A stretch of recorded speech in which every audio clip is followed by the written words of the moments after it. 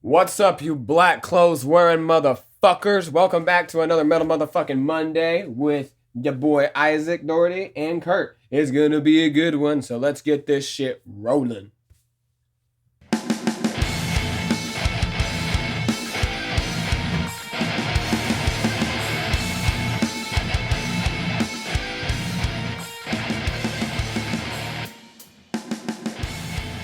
So what movie was that, though?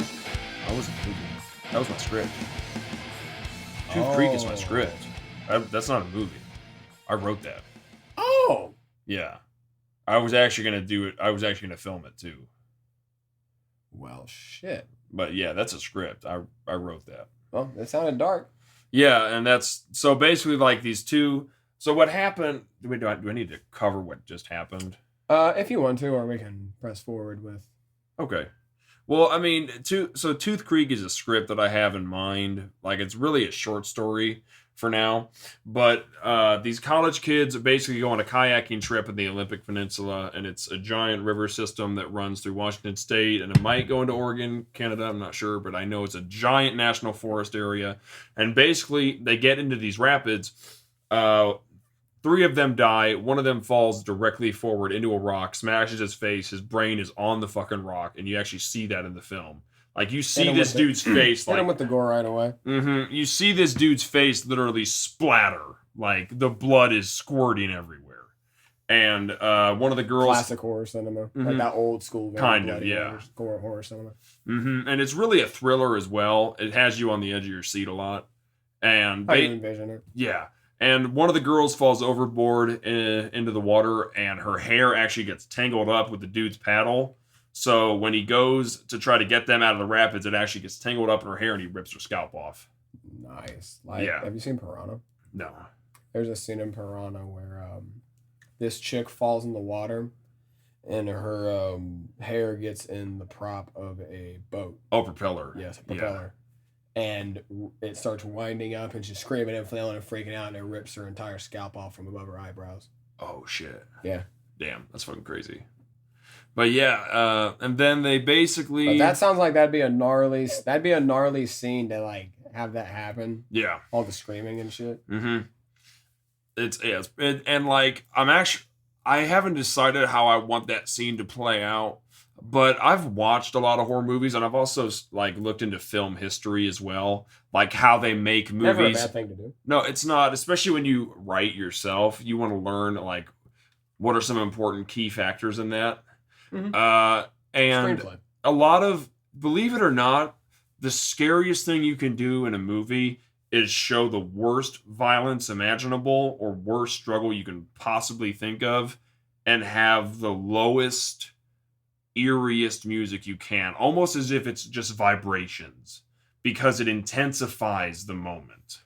Most definitely. And that, I feel like that applies to a variety of different scenes, because so one of the courses that we did in music production was Foley, and I actually had to do the soundtrack. You could pick if it was like an action sequence or a horror sequence or whatever, and you were responsible for all the sound effects. Mm-hmm. But like, music definitely plays a big part in a horror movie, but then also to mix with the music, especially some of the most scariest times, is when the music stops. Yeah.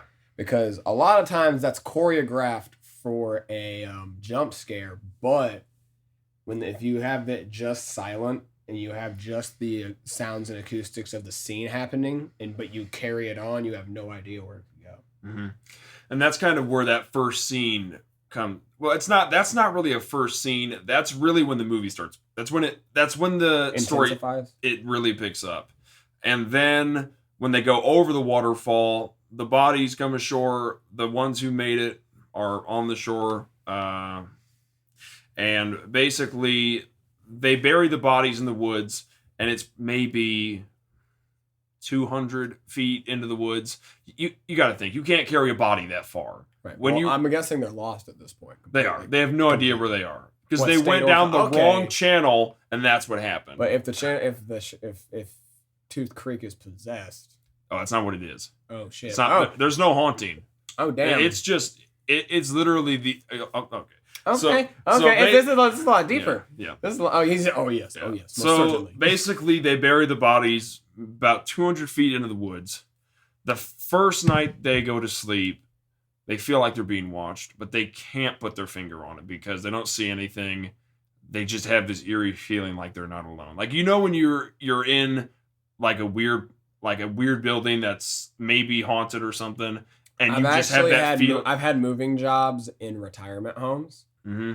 and when they build new renovations, and you have to walk through the whole building and go through old parts of the retirement home. It's fucking eerie. Yeah, it's like there's something walking eerie behind you and you can't explain. Like, I've been graveyards don't bother me Mhm. graveyards don't bother me at all. But like, you would think a graveyard would be eerie. No, like an old fucking retirement home that's quiet as shit, and you hear nothing because the job went late, so like they're all asleep by 7. Mm-hmm.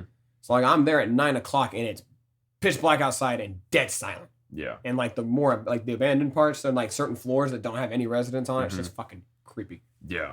And like in the story, basically the night after that, the bodies get messed with. Like, the clothes are ripped, but there's not actual like marks on the bodies at all. The clothes are just tampered with. And that's when they're starting to be like, they're starting to think Arousal maybe it's suspicion. animals, but at the same time it's just weird. Like, they can't explain it. And then the night after that, the bodies are actually mutilated. Like, they're actually like, their skin taken off, fingers are removed, the eyes are taken out, and then the body, one of the bodies, I and like then where this is going. a night after that, or maybe 2 nights, I still haven't written the whole thing out, but it's a plan. But because I already have pretty much the whole movie written out in my head already. I mean, I don't want to say movie because I'm not a filmmaker. I would like to turn my short stories. There's absolutely nothing wrong with writing stories and scripts. Yeah. There's absolutely nothing wrong with that, dude. And like I was, basically when one of the bodies is gone, like, they're literally at the campsite. One of them is there, and he went to go see the body, see if they're messed with, and one of them's gone. He runs the fuck back as fast as he can. As soon as he gets back, pitch black. Their fucking fire goes out. Like, it's out. And there's literally guns blazing all the fuck around them. It's these 2 rednecks that live in the woods. They are armed to the fucking teeth. They have guns, and they are serial killer cannibals. This is okay. I like the script. I like the pitch. This is pretty cool. They're serial killer cannibals, and they're hillbillies who live in the backwoods. This idea is trademarked to a Curtis Shoup. Yeah. Just to put that out there. And it is his intellectual property. It's called Tooth Creek. And the reason I call it Tooth Creek is because Not to make it sound like I was laughing at the name. No, but it actually makes sense because the second time they see the bodies, like, when the bodies are mutilated for the first time, all the teeth are removed. Yeah, when the teeth are well, not just that. There's actually a necklace with human teeth on it. It's a twine necklace that they find in the dried riverbed where they buried the bodies. It's a necklace that has human teeth on it, and it's made of twine. That's why I call it Tooth Creek, because they found the necklace in a creek. It was a dried up riverbed. I like it. Mm-hmm. That's why I call it Tooth Creek, though. You've got a good pitch. Like, you've got a good writing mind, bro. That's badass. Mm-hmm. I actually, for an album I was working on in an old band I was in, we were working on our second release, and the entire album was gonna be a concept album. Yeah. And I wrote this story to write all the songs lyrically, to write all the songs off the album on, because I was frontmanning the band. And the story had to do with the end of day. I'm not a religious or biblical person, but let's just say the end of days had came, and the sky has torn open, and hell has rained down on earth. And basically, demons just start flying down and killing and jacking people left and fucking right. And it's about the story between these 2 people that meet throughout this, because the way that since the demons started killing fucking everybody, wiping out cities' populations by the thousands, humanity didn't. So it kicks forward like 2-3 years, like 5 years later, 5 or 6 years later, And the only way that humanity has survived is by going underground on some Matrix shit and found refuge in catacombs beneath cities because the demons can't. They found a way to get away from them. But the fickle bitch catchy thing is that the demons, since they are fucking demons, it's on some bird box shit to where if they're too fucked up, they don't eat them or they don't kill them. Mm-hmm. And so the only people that dwell in the surface world are cannibals. Yeah. That hunt the people, but since they are on the surface world, they have access to modern technology, bombs, explosives, guns. Oh wow! Holy and shit! They blow open the catacombs. Whoa! Yeah, that's fucking. So that's almost wow. That reminds me of Attack on Titan when the Giants broke through. Yeah, I love that. I love that fucking anime, dude. Mm-hmm. I love Attack on Titan. I need to start watching it because it looks fucking awesome. Badass, dude. Mm-hmm. First episode had me like, oh my god. Yeah, and I've heard he actually kills the giant that killed his mom too, that ate her. You have to watch and see. Yeah.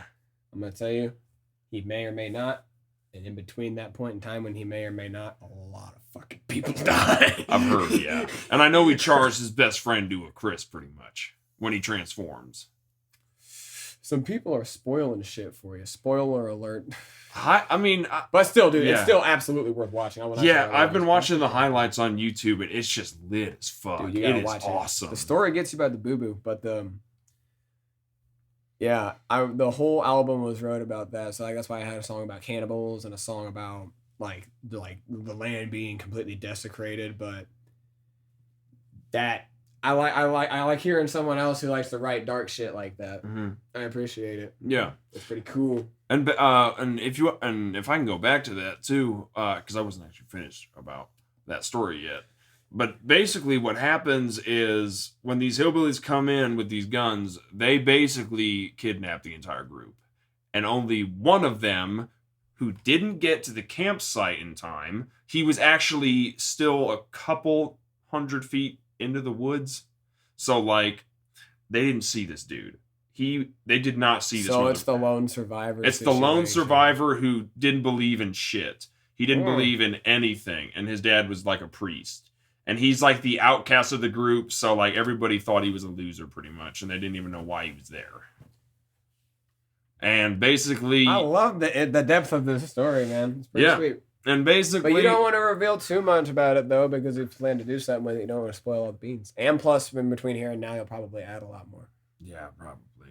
But basically, the scene that I wanted to get to was the hillbillies basically have this dude in a chair in their basement, and they nail him to the chair with his through his forearms and his hands. Metal as fuck. Yeah, and basically, they have one of the girls in the chair watching him get nailed into this thing, and basically they go up to his neck with a nail on each side, a nail about the big ass railroad nails. Spikes, basically. Yeah, like railroad spikes. So they put one on each side of his neck, and they're like, count to 3, baby.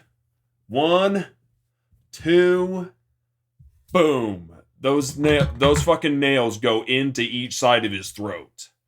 And he's literally gushing and choking on his own fucking trachea, pretty much, bleeding the fuck out.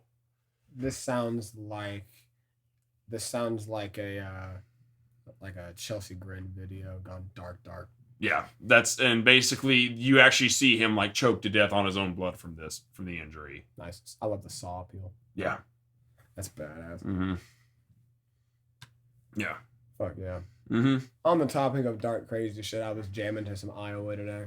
That's awesome. Slipknot. Great song. Oh yeah. 16 minutes, but so worth it. Oh yes.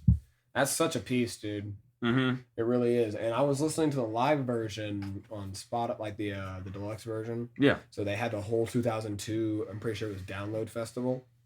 And they play the intro bass ambient scream loop in between their sets, in between certain sections of the performance. And having Sid Wilson DJ, it's so sick because if you've watched dubstep DJs live and how, if you know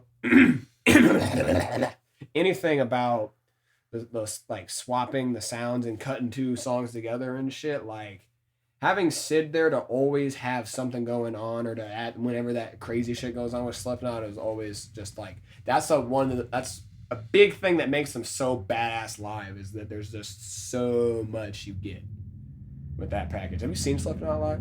No, never. Oh, you are in for a treat once shows are regular again, my guy. Because I think they still have an album to write too. One more that they're trying to do. If I'm not mistaken. Yeah, I heard they were doing one after their. What was the last one they did? It had Nero Forte on it. Forget what that. That was We Are Not Your Kind. Yeah, that was released in That was released last year or 2019. It's shame on me as a maggot for not knowing. But that album was fucking. I am fired. It was, dude. I like Spiders a lot. Yeah. That very, very, very top end piano little dance. And I'm like, the second I hear it, I'm like, oh, okay. I know why this song is called Spiders. Yeah. Like, it's such a cool fucking song. There was a really good song from the Grey chapter that I really liked called XIX. And it was the first song on the album. Yes. That's how they opened the show when I saw them for that tour. Really? Yes, it was badass. Dude, it's a great fucking song. And my favorite song off that album is Approaching Original Violence. Mm-hmm. I actually learned how to play that song on guitar way back. I probably should kick myself in the ass and learn how to do it again, because it's such a fucking fun song. But I'm talking English, Izaac. That's such a fun song to play. Mm-hmm. And that drop A just gets so nasty. Custer is also a fucking awesome one. Yeah. Nice. You've heard Custer, right? I have not. Shiza. I love Subliminal Verses though. The last song on the album is one that I'm really like fucking connected with Corey Taylor, because I feel like he's talking about schizoaffective disorder in that song, which is Danger Keep Away. Yeah. Yeah. That song. I feel like he's talking about. It's been a minute since I've listened to that album front to back, but there was a hot minute a couple years back where I had that album on repeat. I had all their albums on repeat, but like there's certain point in times in your life to where you have that thing on repeat. Yeah. You know what I mean? Oh yeah. Fun fact about Subliminal Verses is that Corey Taylor was actually, someone said that he couldn't write a metal album without cussing. And he said, okay, motherfucker. And he doesn't cuss a single time in the entire album. Really? Yes. Wow. I had no idea. I think he says damn one time. Wow. That's lit. Yeah. Fucking suck that, motherfuckers. Right? But like, I've been hard vibing with Gojira's new songs that they've released. If you listen to Gojira, I'm not familiar with Gojira. I will have to show you Gojira. I actually talked about them on the first Music Monday. Mm-hmm. They're badass. They're a French metal band, 4-piece, guitarist, lead vocalist, rhythm, and bass drums. Mm-hmm. The guitarist and the vocalist, Joe Duplanty. I'm so bad about pronouncing last names. Forgive me, gentlemen. But I've been vibing hard with Born From One Thing and A New World, the tracks that they've released, and it's looking like they're going to be releasing a new album maybe in the end of April, possibly. But I just flipped on, I put on Disaster Piece just randomly on a whim today.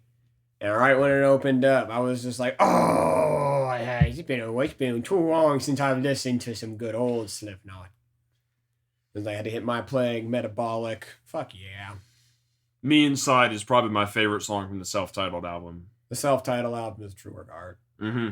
Did you know that, a fun fact, I believe it is about Scissors. Scissors is also the song that Corey Taylor got lit on fire multiple times on. Really? Wow.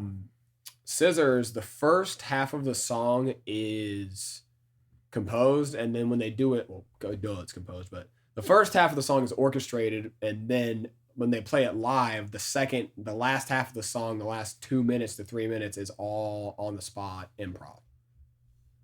And I'm pretty sure that's exactly how they probably did it in the studio, and that's why that song is just so crazy. Wow. Eyeless was really good too. Oh, Eyeless is my favorite song off of that first album. Everyone's favorite song is Sicker Wait and Bleed, and Eyeless is my candy. Yeah. I listened to the live version from 2002 and was like, oh. Yeah, Me Inside is probably my favorite song from that album, though. That's a dark ass song too. It's fucking good though. The whole album's fucking dark and it's beautiful. Yeah, it's awesome. Well, I had to address all the metalheads. The lovely black wearing mother. I am wearing all black. Mm-hmm. And then my family was always like, Johnny Cash. I'm like, great artist, but not really. Yeah. I have brains exploding out of skull on my shirt. Dude, I didn't even notice that. Yeah, it's cool as fuck. Entheos, actually, and they are fantastic. Mm-hmm.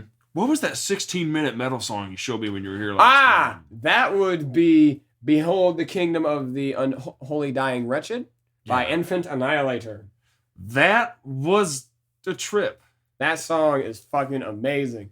We were sitting and exchanging songs, just thinking of stuff off the top of our heads that we were like, okay, maybe he hasn't listened to this yet, or just like sharing music. And then I was like, so you don't know about Infant Annihilator at all? And he was like, nope. And I was like, okay, like strap on, we're about to go for a ride. And I'm like, this song is 16 minutes long. Mm-hmm. I put the lyrics up, and they spoke for themselves. And that's one of my favorite fucking songs. And it's like a 5-person feature. Badass. Lit as fuck. Amazing. Aaron Kitcher is that motherfucker. Enough said. Aaron Kitcher, you know? That's how you describe Aaron Kitcher. So what did you think of 3 Inches of Blood? Oh, I like them a lot, actually. Mm-hmm. Lethal Injection too? Lethal Injection was cool, but 3 Inches of Blood was that one with the really crazy metal vocalist. That kind of like 70s style. Yeah. That's one of the I'm actually may check them out more. That is one of the very few kind of more old schooly style metal bands that I really liked the style. I liked the structure of the songs. Mm-hmm. I liked the mix a lot. I really enjoyed the way that the drums were compressed and just sat the way they did with the guitars with that old, like, I'm going to guess what was that album 980 or 90s? No, that was like the 2000s. That was 2000s? Yeah. Really? Mm-hmm. 2001? Let me look it up actually. Nah, 80s would have been way too back. What the fuck am I talking about? I've been way too far back. That Wolfmother album came out in like Wolfmother was 2002, I think, maybe. Or 2004. 3. Wolfmother was badass. It's so crazy because you straight up said it. So many people have heard that song. Mm-hmm. And if you played it right now, I'm not going to for just in case of copyright reasons, but like if you were to play it right now, that song, everyone's heard that song in a commercial or a movie or something somewhere. Oh yeah. Oh no, the Long Live Heavy Metal is 2012. That's the album I showed you. Yeah, really? It was 2012. Damn, they have a really old school sound. Yeah, their first album was released in... Yeah, how long have they been around? Well, their first album was released in 2002. Really? Yeah. They've got an old school sound. I really like their production, though. Mm-hmm. It's that is cool. 3 Inches of Blood. 3 Inches of Blood. Fucking badass. You know, I was actually listening to Black Sabbath the other day, and somebody actually did a slowed version of War Pigs, and it was 800 times slower than the original version. 800 times 800 times slower. It was a Black Sabbath. I'm thinking it was War Pigs. It may have actually just been the intro to the Black Sabbath album. Like the self-titled one, where it's the witch standing outside the house, and it's like a purple-looking album. I think it was one of their first. It had the Wasp. It had NIB. I'm not a very big... not that I'm not a Sabbath fan. I'm just not very well-versed in their records of music history. I mean, I'm not like a crazy Black Sabbath fan, but I will say that they've had some... There's some people listening right now going, oh my God! I don't give a fuck. I will say, though, Black Sabbath has had a lot of vocalists, not just Ozzy, so people need to realize that. I don't give a fuck. You realize they had Dio, they had Ozzy Osbourne, they had the dude from Purple Rain. Actually, I think they had multiple dudes from Purple Rain. Really? No, not Purple. Deep Purple. I was about to say Purple Rain. No, not Purple Rain. Deep Purple. I was about to call you on that. Like, no, Deep Purple. You sure that's a band, dude? Yeah, Deep Purple. That sounds more. That's what it was. It was Deep Purple, and they had deep in the purple. I like that band though. Smoke on the Water is a great fucking song. It is, even though it's a shame that like everybody butchers it whenever they learn how to play guitar. Yeah, it's a good song though. I feel like guitar store employees are like, "Thank you." Sorry if I fucked that up, but I know. No, you're good. You corrected yourself. Yeah, I mean it's Deep Purple. That's the band. I was thinking of, believe it or not, even though I was saying Purple Rain, what was actually coming to my head was Purple Haze. That's actually what I thought I was talking about. Oh, we may have both just been wrong. We're both fucking morons. No, I mean I love Jimi Hendrix though. Purple Haze is a good fucking song. True. I just said Purple Rain was a Jimi Hendrix song, so Purple Rain was? I don't know. No, it was a Prince song. See, it was by Prince. I'm a fucking moron. Well, no, Prince did. This is Metal Motherfucking Monday. Okay. I didn't think I'd be talking about Purple Prince. Haze was by Purple Haze was by Jimi Hendrix. Purple Rain was by Prince. Deep Purple was the band that did Smoke on the Water. Even though Prince is a good artist. Yes. Very good. Mm-hmm. But, as you can tell, I'm not the fucking smartest person here with that kind of history. I'm a deathcore boy. I'm not going to lie. Mm-hmm. I mean, like Carnifex? I like Carnifex, as I do. I Yeah. actually saw Carnifex with Rings of Saturn. Really? Yes. Were they pretty lit? They were very lit. That's cool. I really want to see Bowling for Soup live. I've heard they are complete goofballs when they perform. The only thing is, they only fucking perform in Texas. That's a shame. Have you heard of Necrogoblicon? No. So Necrogoblicon is this like funk metal group, Mm-hmm. and they have this goblin who is their hype man, and it's so fucking sick. I actually played a show with them one time. Necrogoblicon? Necrogoblicon. Okay.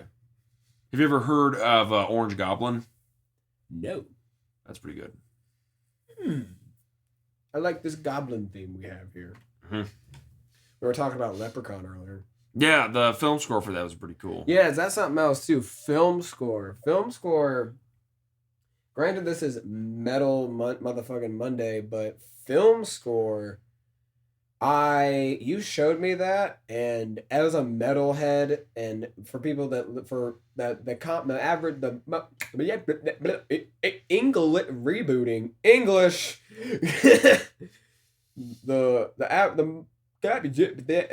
I'm kidding. The common metalhead will tell you that metal music is very closely related in theory and actual like music fundamental wise as orchestral music. Mm-hmm. So film score, especially for horror movies, being the dark symphonic performances, it's very cool, especially with the choirs and the darkness and definitely everything being so dark and harmonic, and the musicianship that goes into that very similarly to many other metal bands.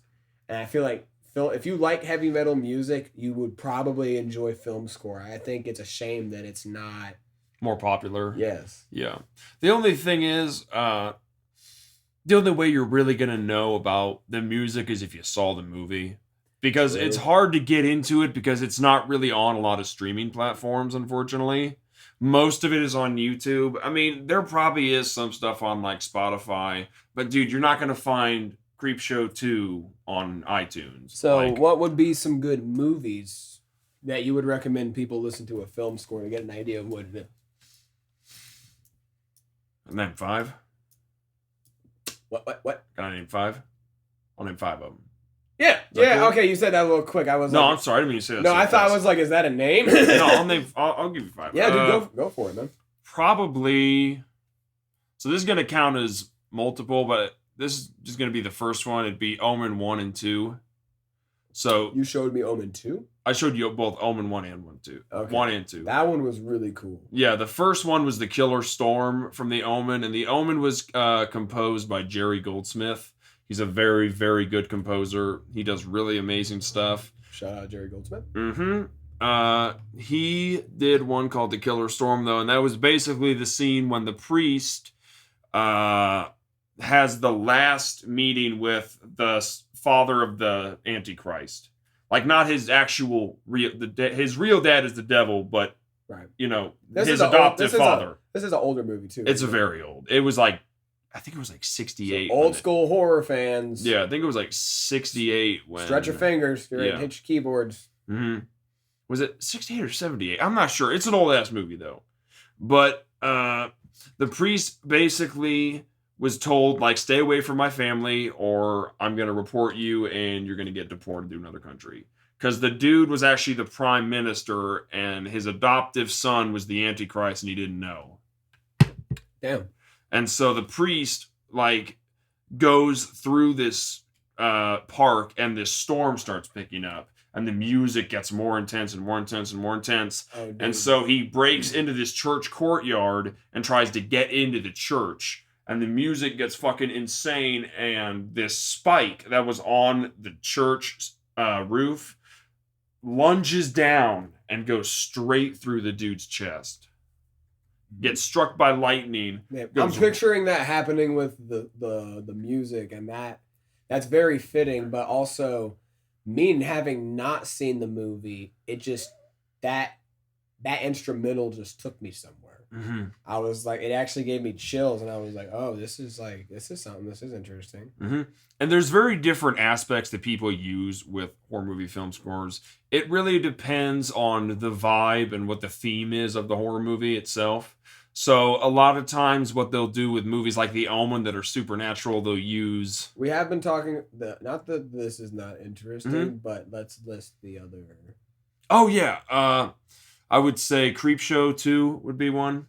The theme for that is extremely good.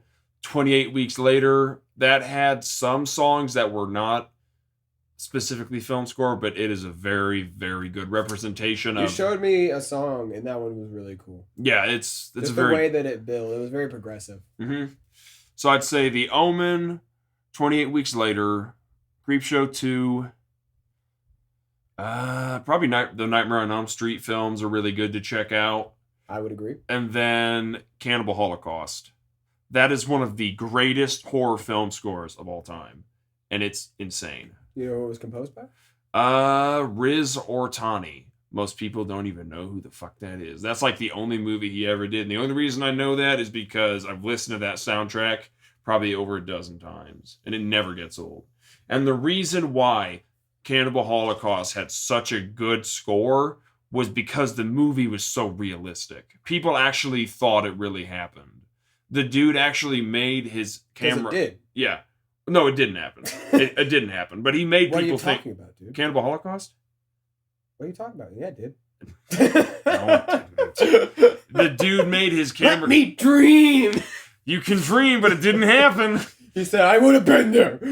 No, but he made his camera crew disappear for like a year, and he actually got arrested because the Italian government thought he killed his camera crew. Oh my God. Yeah. Like that guy's metal as fuck. Yeah, he made the camera crew disappear for like a year so people thought it was real. That's how realistic that movie was. And you can imagine the music in a movie like that. Arrested. Yeah, he got arrested. He went to court. Joke's on you. Yeah, he's like, you guys need to come out of fucking retirement. I'm about to go to prison for this shit. Fuck now. Now. Wherever the fuck you're at, I don't care if you're in Cuba or Puerto Rico, get your ass to Italy now. On the double. Man. What a G. Yeah, I mean, he was a real metalhead. G. Oh my God. That's funny. Mm-hmm. That's like the most alpha way to make a movie. Like, you will all disappear with me. Oh yeah. And he really did that too. It was nuts. They actually, and believe it or not, they actually got charged with animal cruelty too. Jesus. For actual animal mutilation on film. For fuck's sake. Yeah, it was that dark. Mm-hmm. Dude, he's the G.G. Allen of fucking horror movies. Yeah, he's like, it's like the Jim Jones of horror movies. Yeah, he's that guy. For animal, like they pass it down through the generations. They tell the next fucking ones, like, he's coming back. He's fucking crazy. Oh my God. And that was like 1987 or something, maybe. Dude, you imagine if that movie came out now? Oh, they wouldn't be able to work. Peter would fucking burn his house down. Yeah. Peter would actually burn his fucking house down. Mm-hmm. And I've actually never seen the movie all the way through. I've only listened to the film score because the movie is incredibly, incredibly violent. It's actually said to be the most violent movie ever made. I would almost have to say that's probably hard to find it then. Yeah, well, no, you can get it on DVD. You can find it. Never fucking mind. Yeah, you can find it on Amazon. You can get it on Amazon Prime. Go check it out, everybody. Maybe not before you go to bed. Maybe, or don't smoke. My mom watches horror movies. Okay. Yeah. Oh, sorry. No, you're good. No. Yeah. It's no, a for very. real though. My mom watches horror movies to bed. Yeah, it's a fucked up movie. The part where I had to stop was when he tore open this rat with a knife as it was still alive and screaming. Oh, so it was real though. It was real. They actually did that. Damn, we're talking about dude, that's a lawsuit today too. The psychological trauma on an actor. Be like, I'm not fucking doing that. Yeah, he picked up this jungle rat and stuck a knife in its chest cavity and peeled out its skin, basically, that ripped out its organs while it was still screaming. See, Cannibal Corpse should have been around then to grab that album art, because that would have been sick. Yeah, they actually Fun fact, did you know that if I heard this somewhere, and if it's not true, I'm going to be really upset, because I'm about to sound like a real fucking moron, but if I'm not, I'm pretty sure the album art to Metallica's Load is someone's load mixed with cow blood. Really? Yes. Wow. Like they put like cow blood in a pain and then it had someone jizz in it. If I'm not mistaken, I heard that somewhere, and I'm like, dude, that one's so out there that it has to be real. Mm-hmm. Just like how Motley Crue actually, did you know that they fucked burritos on tour? Really? Because they got so much pussy on the road that they were afraid that their dicks were going to smell like so much strange that they fucked burritos so their dicks didn't smell like hoo-ha. Oh, wow. Oh, shit. That's fucking nuts, dude. Whoa. They really fucking did it. Oh, shit. Yes. That's crazy, dude. Yes. I love Motley Crue, though. Dude, that's just so crazy. Mm-hmm. Oh, yeah. You gotta love the world of heavy metal, man. Just like how this recent thing that's going on, some dude was able to get his uncle's cadaver recovered and make a guitar out of it. Mm-hmm. That's crazy. Posted it on the internet. Here's Uncle Todd. Wow. Fucking put a fretboard in his fucking ass. Mm-hmm. Jesus, what the fuck? I'm like, dude, you played way too much Guitar Hero 3, man. Because you can play as the devil in Guitar Hero 3, and his fucking guitar is a big fucking skeleton body. Oh, wow. Someone played that game way too much as a kid. That's man. That's crazy. What'd you think of Dropout Kings, though?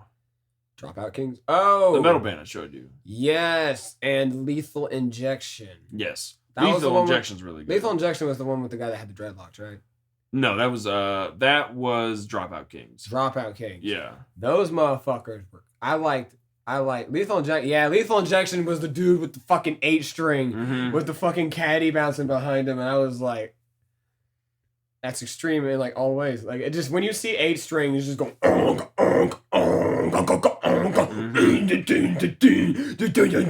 and then he got a caddy on hydraulics behind him. I was like, this is lit, but I'm also like, this is funny. Yeah. You don't usually have 8 strings and caddies in the same fucking video. Pretty lit though. But dude, Dropout Kings was cool. Yeah. I actually want to hear more of their music. You should listen to Bad Day by them. That's a really good song. Fuck yeah. And it's basically like the music video is based around this dude getting called in for work on his day off. And his boss is just a piece of shit. And he basically flips out at work and quits. And that's like the premise of the music video. And it's like people just getting to do everything for them. I see. Mm-hmm.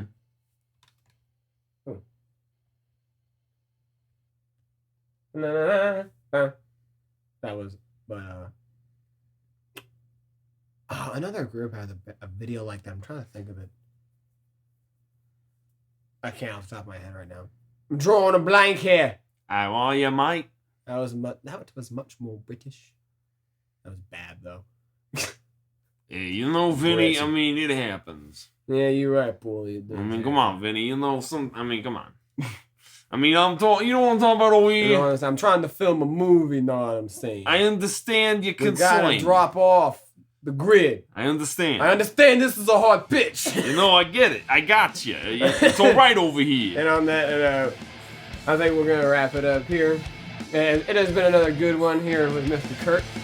I have been your host, Izaac Doherty. Thank you for tuning in to Misfit Mansion here, listening to a Metal Motherfucking Monday. And have yourself a good fucking week.